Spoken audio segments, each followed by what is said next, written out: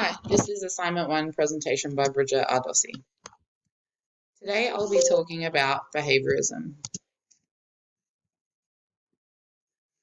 Behaviorism is just explains how we learn via our environment. So behavior changing as a result of something that happens to us.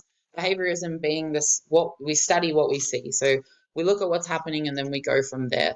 Some key terms are classical conditioning, operant conditioning, reinforcement and punishment, things like aversives, negative and positive reinforcement that occur in the classroom.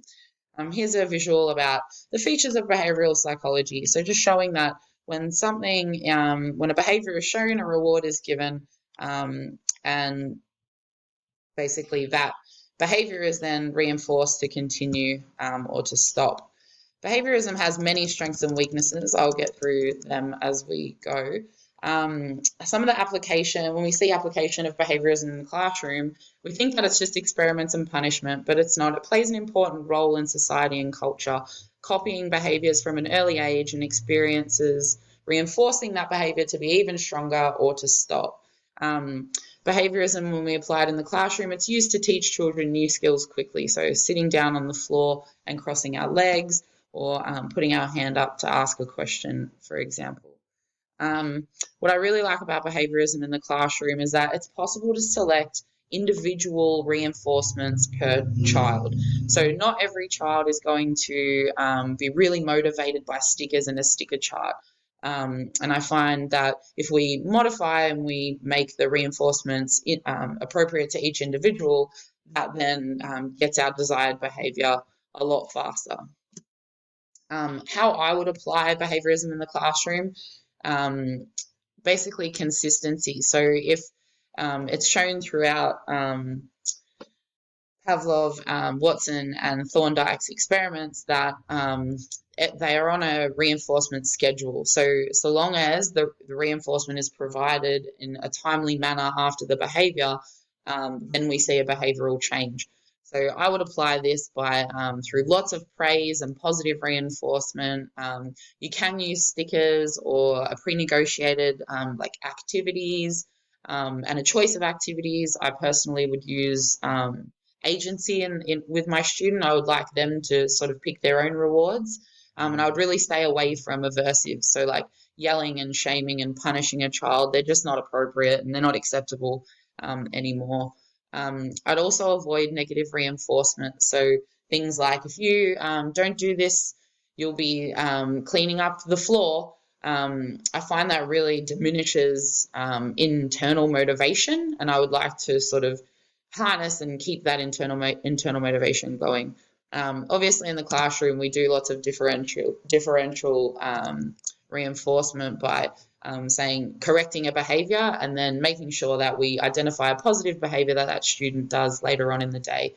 So no talking, Sam, and then later in the day being like, oh, great job listening to your friend when they were speaking then, Sam.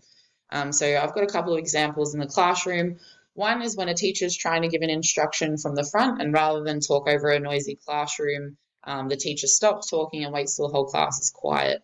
So when we look at this from the ABC method in or practice in behaviorism, we talk about antecedents, behaviors, and consequences. So what comes before, what happens, and then what happens after. So the antecedent here is the teacher talking and then stopping. The behavior is the child speaking. And the consequence is the whole class becoming silent and others being annoyed at the chatty child. Why I like this is because I don't really believe that when we're rushed or scared, we make the best decisions. So I wouldn't use the aversive or punishment aspect of behaviorism here. I think this method of gathering the student's attention is good because it allows the child time to correct their behavior and display the correct one. There's no actual prompt from the teacher, and when used consistently, this will the wait time for the teacher will become less. Some weaknesses of this, though, might be that if the child doesn't actually value their peers' opinion, they won't want to stop talking. Another example is a token chart, so where tokens are added when the appropriate behavior happens and tokens removed when inappropriate behavior happens. So the token economy is one where we can use punishment still in the classroom. I think it's effective and useful because it's a good feedback tool for children to receive, like on where their progress is. I would use it in the classroom only for that purpose because it has limitations to weaken the desire of the child to learn on their own and increase their dependency on the teacher to push them in order to get tasks done. And it can also lead to other behaviors like resentment and things like that. So it really depends on the child's individual competencies. Um, so in conclusion, I find behaviorism an effective and ethical learning tool, learning theory, when the key concentration is on positive reinforcement. Outside of that, it's really limited to superficial learning with no real deep connection to the person and as to why. If we're trying to alter our behavior using aversive or negative reinforcements, we aren't really providing a learning experience where the individual can truly develop. But this learning theory is really effective when teaching early skills, and I think that's super useful in a primary setting. Here are my references. Thank you.